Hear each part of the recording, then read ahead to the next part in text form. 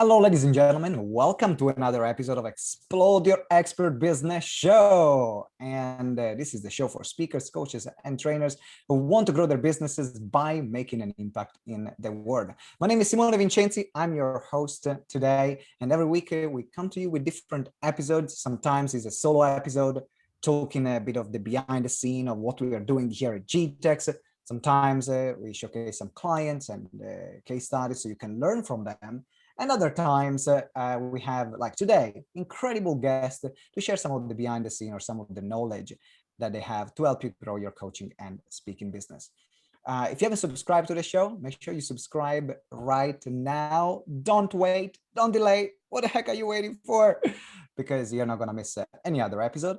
And also, if you are finding growing your coaching and speaking business a bit overwhelming, let's say you have a lot of things going on, you don't know what strategy to focus on, and in particular, what's right for you right now in your business, then we have created our expert business checklist, which is an entire checklist and an assessment that you can create, which you can take, and it will tell you based on where you are and the answers that you give, what is that you should focus on right now in your business. So make sure you scroll down, find the show notes, and then check out our expert business checklist. Having said that, it is time to introduce our guest for today. He is the co-founder and CEO of Acadium, a company that matches emerging marketing talent with mentors looking to grow their business affordably. Acadium has launched more careers in the digital marketing than any other platform to date. Please welcome to the show, Moe Abbas. Mo, welcome to the show. How are you doing today? I'm doing absolutely fantastic. Thank you for having me. It's my pleasure. So before we talk about marketing, we started talking about basketball, which is a passion that we both share in common. And I would love to start from there. And what's your favorite NBA team? I like playing the game more than watching the game. If I had to Okay. pick a favorite team, it depends. I like the underdogs. I also like, there's some teams that just have some magic about them. You like the big players too, like the LeBrons, the LA, Milwaukee just won. Super cool. The two brothers, that was really exciting. Mm. But yeah, I'm not like so in love with watching it that I have a dedicated team that I follow. I'm So I'll be all Canadian, right. so Toronto Raptors, I guess, would be a Would be the mandatory obvious one. answer to give, the politically correct answer to give Yeah, right now. exactly. Okay.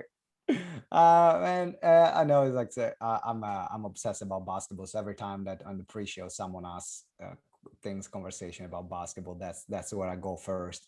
But we are here to talk about you, to talk about marketing. And before we have this conversation around, what are some of the best marketing strategies that coaches and consultants can apply, which I know is your area of specialty.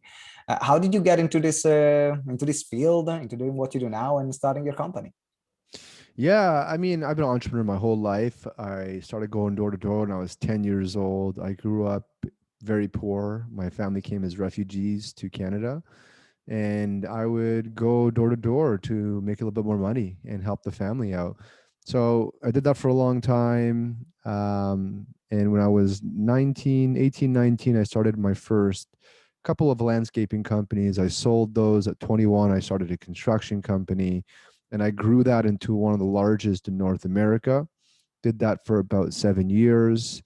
It's going right now. They're a very successful company. And then I wanted to have more impact, so I started working on a few technology projects. Mhm. And one of the projects was a social media app where we need to bring on an intern to help us. And I had a lot of experience with interns because when I was in the construction company, when we first started, it was me and a few friends. We were working at a basement office and we had no money, but we need to grow the business. So we'd work with Yeah. students who were looking for experience. We trained them, helped launch their careers, and we hired about a quarter of them onto our staff. And it was a great way for us to get affordable help and find talent. And I did that for a long time, not really thinking much of it. And I was doing it again for the social media app that we were working on. And my co-founder, Richard, he turns to me. He's like, Mo, we have like all these applicants. Nobody has experience.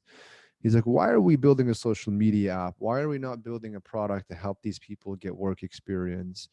Mhm. And that led into a conversation about the education system and how broken it is, how it costs $141,000 to get educated, and 73% work outside their field of study, and it takes 4 Yeah. years, and it just doesn't really work for job training. Yeah. So we had this crazy idea. We said, what if we can enable businesses to provide job training? What if we can get them to help people train for the job market? You know, that would be really compelling. There's 300 million small businesses around the world. And if we can get them to provide job training, we can provide a global scale free education system. And we believe on the job training is the best form of training. You know, learning by doing is the best way of learning. 100%. So actually the best way is teaching and then learning by doing. So it's just funny because our businesses on our marketplace, that's what they do. They help guide their apprentice and they learn. They also get value from their apprentice for 10 hours a week for 3 months in a digital apprenticeship. So we ended up building this marketplace where we connect businesses, and a lot of them are coaches, consultants, trainers actually, who are small businesses and they're looking for marketing help. And they're wearing a lot of hats in their business. They got to do a lot of things. They don't have all the time in the world, but they need to market their business.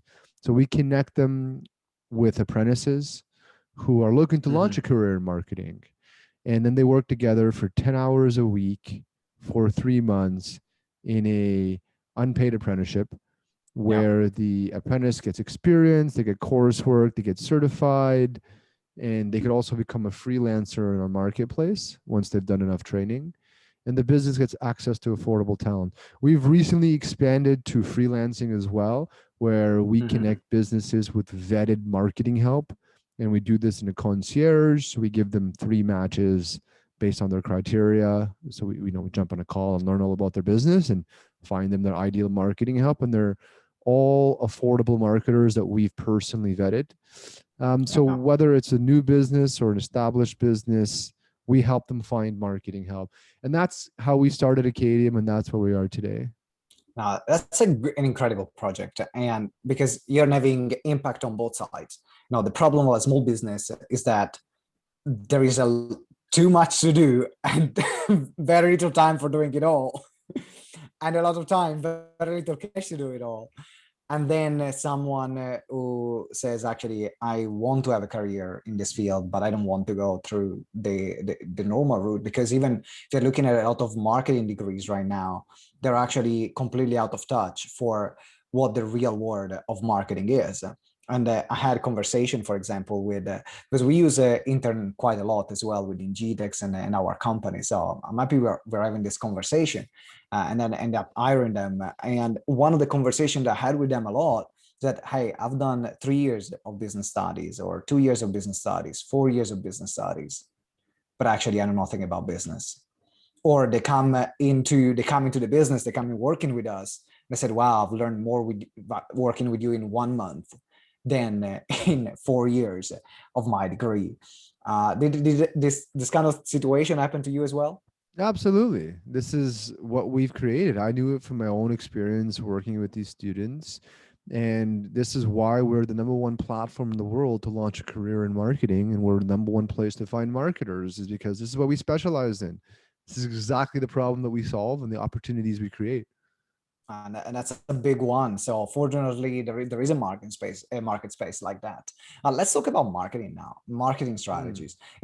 Marketing is this bottomless pit of millions of different strategies, and every month there is a new social media platform, there is a new tool, there is a new thing. You go online and everyone tells you this is the thing to do right now.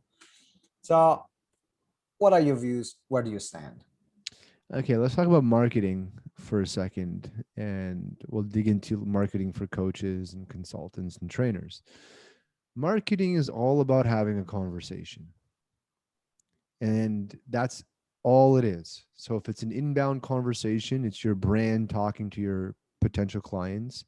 If you have salespeople, it's your salespeople talking to potential clients, and they're explaining the benefit of your product.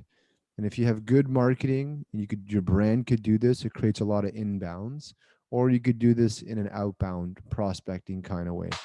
there are a lot of channels. There's a lot of different places you can market. Mhm. Not all of them make sense. Not all of them are a good value. I think for small businesses, it's very different than enterprise businesses. And there's direct lead generation marketing, and then there's brand awareness marketing.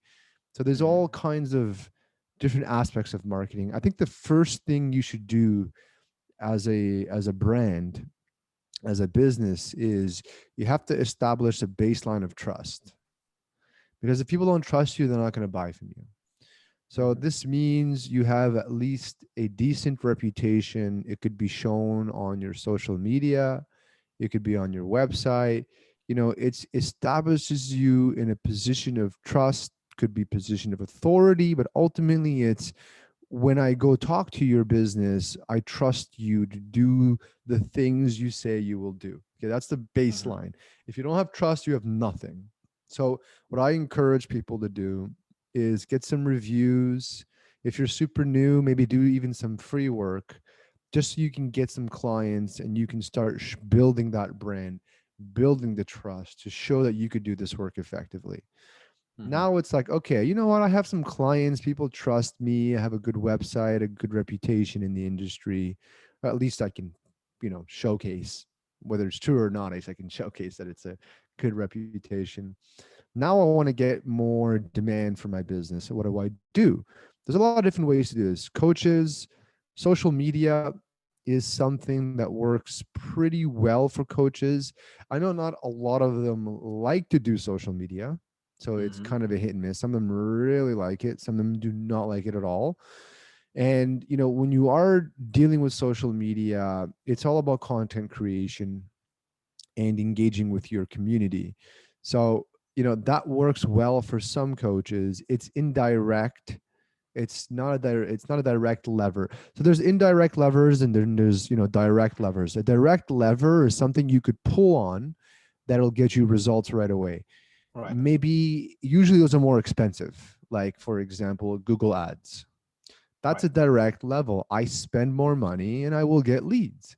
Whether that lead is Something direct. profitable. I'm doing Google ads. I'm doing Facebook ads. I need like paid media where there is a direct call to action that gives you an inbound lead. So that's You kind got it. of I what it is. pay per views essentially, right? Mhm. So I pay Mhm. Google. Google's going to serve my brand, this trusted brand, to people who have high intent, right? So Yeah. there's a difference between Google and Facebook. Facebook has low intent and Google has high intent. So the Yeah. cost per impression on the two is different. It's cheaper to get more views on Facebook, but the views convert better on Google. So I you have understand. to kind of test to see which one makes the most sense for you. And Coaching, for I people don't. that don't know, actually, before we go on that side, for people that don't know mainly the difference or what's the difference between low intent and high intent, and why on Facebook they will on Google they will convert more than Facebook. Right. So low intent is I'm going through my Facebook feed. I'm not trying to buy your product, but your product pops up in my view and it gets me curious and I may or may not need your product. So I'm not Mhm. intentionally searching for your product. So you have to talk to a lot of people in order to find one that happens to be searching for your product. Yeah. Now, the good thing about social media is, well, people do spend a lot of time on there. So you will get to talk to a lot of people. On Google, it's a bit different. I'm searching for your product or something similar for your product. I have an intent to buy your type of product. So when Yeah. you get a Google ad, it's like, yeah, it's very, very relevant and timely for the decision I'm trying to make right now. So I have the intent to buy, and in Facebook, I don't have the intent to buy. That's brilliant. Thank you for clarifying. No problem. The best conversions are the ones with the intent, but they're also much more challenging and usually costly to get to. So as a coach, you don't need a billion clients. It's not like you need to talk to a million people. I mean, maybe you do if you're selling like an online course. That might be a different beast. But if you're like a consultant or a coach, you are looking more for high value clients. Your reputation matters a lot more. Social media Mhm. does matter because people are going to search you. They want to see, Yeah. is this person real? What's their content like? What's their engagement like? Do people even follow them? Can I trust them to coach me if they don't even have a good brand? So it's very important to have a good social media presence, a good website, and a cohesive message in your writing, in your brand as a coach. I found what to be particularly effective for coaches. Something like organic marketing does work quite effectively. Mhm. So you want to leave every single interaction with an ask.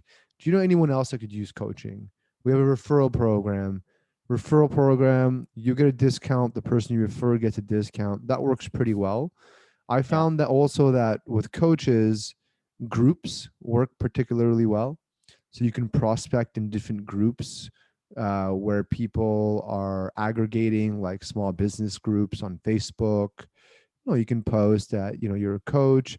Content marketing is particularly effective. It's slow. It takes a long time, but it could really establish your brand, and it can create you a long tail, organic, so free lead flow. This is particularly effective for businesses that are planning to be around for a while and have been around for a while. Like if Yeah. you're new to coaching and you need to make money today, content marketing is not necessarily for you. But if you're like an established coach and you just want to entrench yourself in the space, build high quality content and get the links. Um, and over time, that's going to be careful what you try to rank for. Another thing is specialization. I find that coaches that can specialize, it's much easier Mm. to market for them. So when you're So targeting, there, yeah. yeah, there is something. So you mentioned a few things, and there is something I would love you to expand on, uh, which is around the idea of content marketing. Like if you're looking for clients right now, content marketing might not be the right thing for you or the most important thing right now. Well, actually, the majority of people that are starting out, because they follow into the social media trap where they follow the bigger influencers, that all they do is content marketing because they're there. Now they end up doing content marketing, which is not actually the right thing they're supposed to do based on what you're saying. Can you expand on that? Yeah, look, it works and it's something they need to do, but to set the expectation, they need to that's a slow bake strategy. That'll take them many, many, many months to start getting results Mm. from. So I do recommend doing it, but I wouldn't beat your head up if after 3 or 4 or 5 months it's not working, as it's not getting you a full packed calendar. Yeah. What I do find to be the most effective thing is to build an email list and then create content for your specific audience through email marketing. Social media, not everyone's going to see your message. All the social media platforms filter content and they do not deliver to your entire audience. Okay. Just to give you an Mm-hmm. idea. So if you have Mm-hmm. 100,000 followers, only maybe 5 or 10,000 may actually get your content. Yeah. Email marketing is different. Everybody's going to get your email in their inbox. So, what I find to be tremendously effective is to get an email list. Let's say you're a coach and you help small businesses, with, I don't know, mental health or how to grow their business in XYZ. You're going to create free content for them and email that content to them maybe once a week, once a month, and then you're going to Mm-hmm. ask. You're going to try to get them to convert to your premium program. Want to learn more? Want to actually get Yeah. into more in depth on this? Here's the program. Here's the success stories, ratings and reviews on the program. Jump on a call with me. Okay. As a Mm-hmm. coach or small business, it drives me crazy when I see somebody who has like one lead a day, try to get them to do an automated checkout. I'm like, what are you doing? Get on the phone with that person, build a relationship with them. It's one No, person, right? the amount of people that do this kind of things, either they just focus on building their audience on social media because that's what they are seeing. I was to see other people building their audience on social media. Now they build their audience on social media without having any private way, like the mailing list, knowing that actually any social media platform can change their policies, can stop from one day to the other, and the amount of businesses actually that lost. So you remember when Facebook pages were a thing, when you had crazy reach with Facebook pages, and now Facebook decided, you know what? You want your followers on your page to see stuff, you gotta pay. And I then knew a company that was, businesses that lost, right? yeah, a company that was doing almost $50 million went to zero because of that. And they had to let go of 100 people. It was crazy. So like social media is good. I like one of the most direct ways is to direct message people. So if you're a coach, you can message people on Instagram, on LinkedIn, on Facebook even, and you could get them to book a call with you, right? So you can Yeah. build a list. I like email again because email is the most, you own that list. You can buy lists. So as a marketer, you could buy a list, build your own list by offering maybe free content on social media, sign up to my email newsletter to get more kind of thing. Or you can even put ads behind getting a list if you can get the cost per acquisition down and you know how much money you make on an acquisition. Yeah. So pretty much get a list any way you can, and then you can Get a re-engage them. list. Yeah, Yeah. through I'm email curious actually, sequences. like I would love to move now as part of this conversation because we have different ideas. So to summarize actually this segment, there are many ways in which you can market.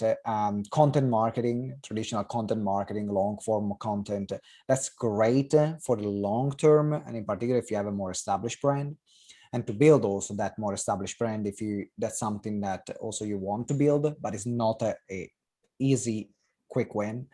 Quick wins, you're talking about engaging in other people's Facebook group, having a direct referrals program, having a mailing list where you can interact with you own. There are different ways in which you can either buy a mailing list. I know that, for example, in Europe and the UK, we had the GDPR law that changed a lot of things. So for UK peeps and European peeps, just be aware that you buy something that is GDPR compliant, but that doesn't apply, for example, in the US and Canada. Now, I know that, for example, like if someone wants to want to be part of your company and they want to sign up, they want to enroll, and now they have an intern, they have an apprentice that works with them. If you're not used to having a team, having a new person can be a learning point. Like I remember we went in 1 year in our company, like from 4 to 14 people in 1 year. And for some people is nothing, for some people is a lot. For me, definitely was a lot because I wasn't a natural manager, never managed teams before, only used to think about what I'm doing today without even thinking about others. So if they have, for example, a marketing interns that do some work for them, what are some of the best ways in which they can actually engage with them, interact with them, either train them, support them from your Yeah. experience so that actually this process works? Yeah, absolutely. So one thing we find is usually they have a list of tasks that they want to get done, and then they meet their apprentice once a week, maybe twice a week, not necessarily twice a week, but they chat with them regularly through Messenger, etc. And then they have this conversation about what tasks the apprentice wants to get done. The first couple of weeks is orientation, learning about the business. Some businesses have like a Trello board or a CRM they use that can that could essentially teach their apprentice about the business very quickly through either content or videos. And then from there, they tackle tasks that could be content marketing, it could be social media, it could be, different kinds of campaigns, it could be finding influencers, it could be, email marketing, it could be even performance marketing, it could be research. It's pretty much what I like about it is, and what I find coaches find very valuable is a lot of coaches, they're not used to working with teams, like you said. And this is a way they could learn how to work with a team in a low cost, Yeah. affordable way.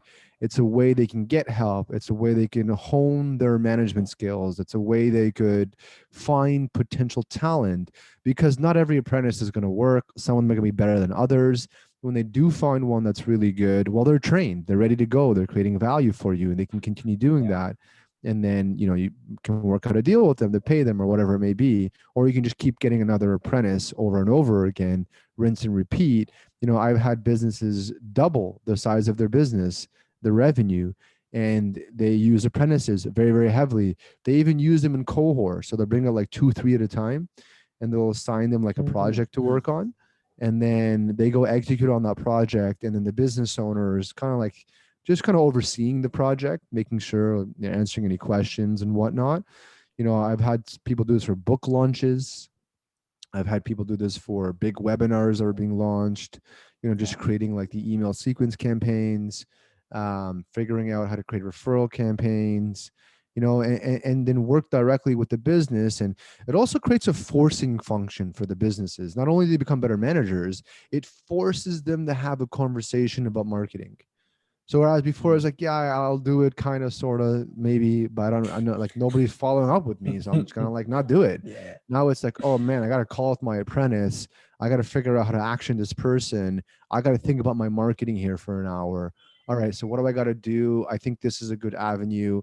Okay, here's my list. Let's create 5 email templates, and we're gonna send them out like, once a month or once every other week, and we're going to try to convert them to this webinar we have going on in 3 months, right? Yeah. So the apprentice goes and does this, and then maybe builds out the email templates, and then the business reviews it, gives feedback, iterates it. So they do the heavy lift, and the business does like the fine tuning and polishing. So a lot of times, sometimes you'll find a rock star that's even, better than the business and can just do it all themselves. And you got to hire that 100. person. Yeah. 100%. I remember like we hired I think about half a year ago a marketing assistant to do our content marketing. No, mainly the social media marketing, like short form social media marketing. She ended up being incredible. So then we hired her, and all the social media posts that we put out, in particular on Instagram, the content that we create, we have a good process that also we have worked with her to streamline. Maybe we take a video, then she gets on the video, she creates a few social media posts from the video, and uses some Instagram templates that we have. Now we have posts for Instagram, we have the video for YouTube, we have the other things on LinkedIn and Facebook as well. And all I'm doing is shooting one video. So it can really help you leverage your time. And now then we found also that this person is great at writing. So now she's writing also long form articles, and we have about 30 articles that she wrote. So, and or we want to be featured on a publication. And now she writes also the article for that publication. So it is a game changer considering the amount of time. A lot of people, even if you like marketing, you spend doing it because that's time that is spent away for more strategic part of the business, whether it's building joint ventures, building partnerships, connecting with other influencers, something just stuff that only you can do. Mm-hmm. This is another example on how, for example, we use them and how other people can use them. Exactly. And for some businesses, because if you get an apprentice, they are unpaid, so you have to mentor them. I mean, it's the same Yeah. thing you would do with any new employee. But Yeah. if people do not want to do that, and they also need some level of experience in marketing, or else how are you going to give them mentorship? So there's two criterias. You're willing to mentor and you have a basic understanding, or intermediate at least understanding, of marketing. Mm. But a lot of businesses they don't want to deal with that. They just want to say, I want to pay to play, right? Here's my, like, just do the marketing for me. Yeah. You're the expert. I just want to hire like somebody who knows what they're doing.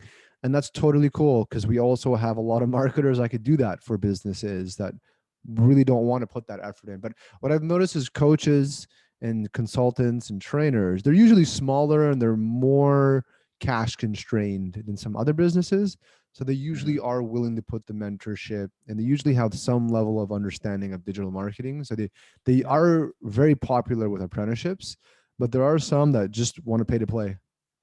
And and I guess that all the people, all the apprentices that before were apprentice, and then they got a certain level of experience. Now they can move into the pay-to-play part. Is that how it works? Yeah, that's how it works. But we also have, but that's not the only place. We actually get marketers from all over. So they could apply with experience if they're going to be paid marketers, or they have to complete a certain amount of apprenticeships and go through an interview process to qualify for free. So we vet them essentially. They got to meet our threshold. And, we do have a lot of people from our marketplace, but we also have people that we've brought onto our platform from other places in the world that are experienced, that have met our criteria. So someone is listening right now to this interview and actually is a marketing consultant, and they say, you know what, I would love to be part of that marketplace.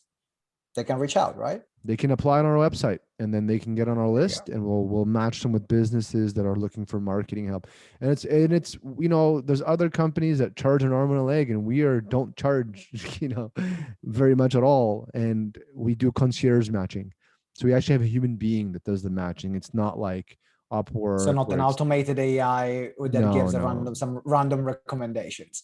No, we talk to clients. What are you looking for? What kind of person do you like to work with? That's for the paid aspect. The unpaid is done through the marketplace. That's low touch point. We just 100%. Don't make enough money for that, right? Yeah, that makes perfect sense. Well, so for everyone who's interested in marketing as well, or is a marketer and is interested, you know what?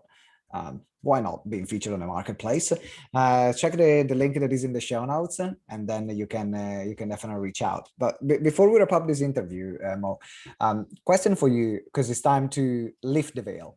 That's the time of the interview where we asked our guests to share something that they've discovered recently that make their life or business better, and is worth sharing. It's like, oh my God, I found this thing, and you need to know about it. What's that for you? Does it have to be a tool? Tools, book, app, whatever, something that you discovered recently that made your life or business better. I think so. There's an email marketing tool called reply.io. There's a whole bunch of them, actually. That's just one of them.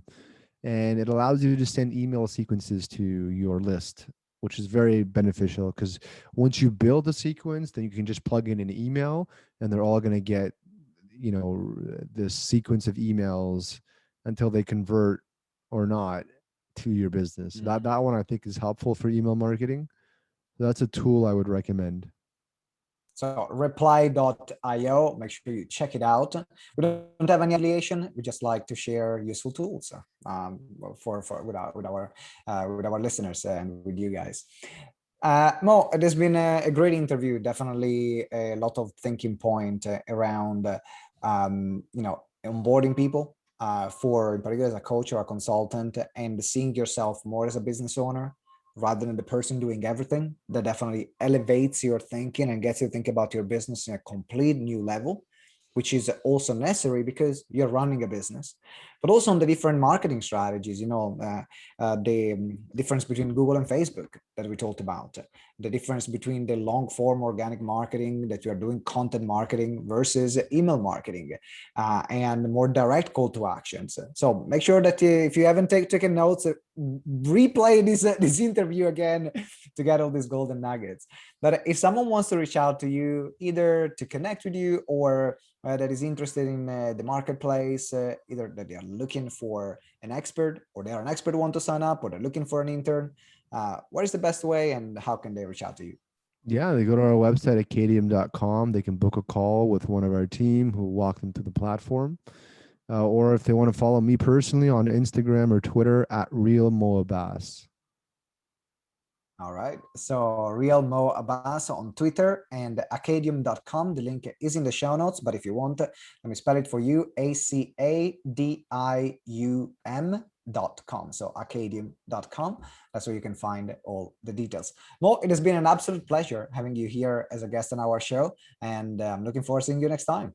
Thank you so much. You take care. Ladies and gentlemen, thank you for listening. Thank you for watching, depending on the platform. If you're watching on YouTube, if you're listening on your favorite podcasting platform, if you haven't subscribed, make sure you subscribe right now. And also leave a review. If you enjoyed this episode, let us know. How did we go? And reviews are really the lifeblood of the podcast. So do it to support the show, do it to support Mo, do it to support us, or just do it for my ego. It makes me feel good. So, ka-chin. Having said that, I'll see you next time. And remember that together we grow exponentially. Ciao.